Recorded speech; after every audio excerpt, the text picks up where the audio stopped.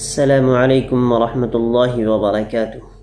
اگر کسی شخص کے یہاں پر مہمان آ جائے تو مہمان کے آنے کو آدمی بوجھ نہ سمجھے، دل برداشتہ نہ ہو، پریشان نہ ہو، اس لیے کہ مہمان جو آتا ہے وہ اپنا رزق خود لے کر کے آتا ہے، اس لیے پریشان ہونے کی ضرورت نہیں ہے۔ اس پر ایک واقعہ بیان کرتا ہوں۔ ایک گاؤں کے اندر دو میاں بیوی آپس میں رہتے تھے، ان میں کسی بات میں جھگڑا ہو گیا۔ جب جھگڑا ہوا تو ابھی جھگڑا ختم بھی نہ ہونے پایا تھا کہ اسی درمیان ان کے یہاں پر ایک مہمان آ گیا۔ جب وہ مہمان آیا تو اس کو بیٹھک میں بٹھایا، اور بیٹھک میں بٹھانے کے بعد اس شخص نے اپنی بیوی سے کہا کہ بیوی صاحبہ ایسا کرو، مہمان کے لیے کھانا بنا دو۔ بیوی تو چونکہ غصے میں تھی، وہ کہنے لگی کہ نہ تمہارے لیے کھانا ہے نہ تمہارے مہمان کے لیے کھانا ہے، جاؤ تم یہاں سے۔ اب وہ شخص بہت پریشان ہوا کہ معاملہ تو ہمارا تھا، مہمان کا اس سے کیا تعلق، لہذا وہ چپکے سے اٹھا اور آ کر کے مہمان کے پاس بیٹھ گیا۔ اسی دوران اسے خیال آیا کہ چلو ہمارا پڑوسی بہت اچھا ہے اور اس کا تعلق جو ہے وہ خاندان کی طرح ہے، وہ ہمارے ساتھ اس طریقے سے رہتا ہے، لہذا ان کے پاس جاتا ہوں اور ان سے کہتا ہوں۔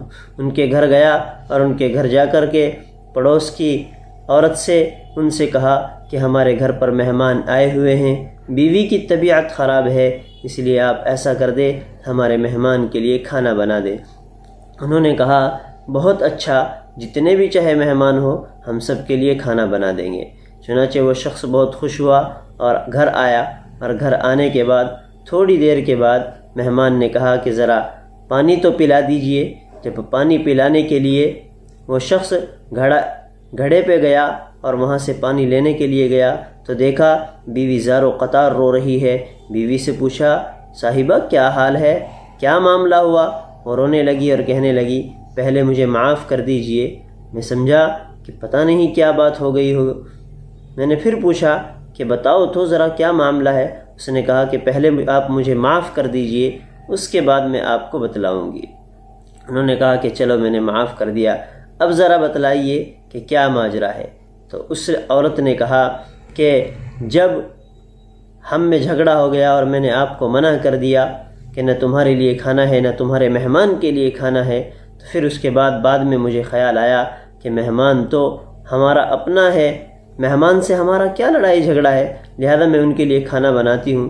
چنانچہ میں کھانا بنانے کے لیے جب کچن کے اندر گئی تو دیکھا وہاں پر ایک سفید داڑھی والا بوڑھا آدمی وہ بوری میں سے، جس میں ہم آٹا رکھتے ہیں، اس میں سے آٹا نکال رہا ہے۔ میں اسے دیکھ کر کے سہم گئی اور حیرت میں پڑ گئی، تعجب میں پڑ گئی۔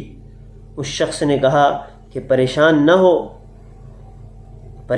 ہو، یہ جو آٹا تھا یہ مہمان کا حصہ تھا، لیکن تم نے چونکہ بنانے سے انکار کر دیا تھا، اب یہ پڑوسی کے یہاں بن رہا ہے، اس وجہ سے میں وہ آٹا لینے کے لیے آیا ہوں تاکہ اس آٹے کو وہاں پر پہنچا دوں۔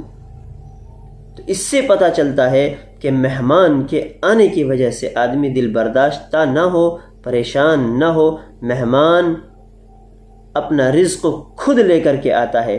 اللہ کے رسول صلی اللہ علیہ وسلم بھی فرماتے ہیں من کان یؤمن باللہ والیوم الآخر فلیکرم ضیفہ، جو اللہ پر اور یوم آخرت پر ایمان رکھتا ہو تو چاہیے کہ وہ اپنے مہمان کا اکرام کرے، بہتر طریقے پر اس کی مہمان نوازی کرے۔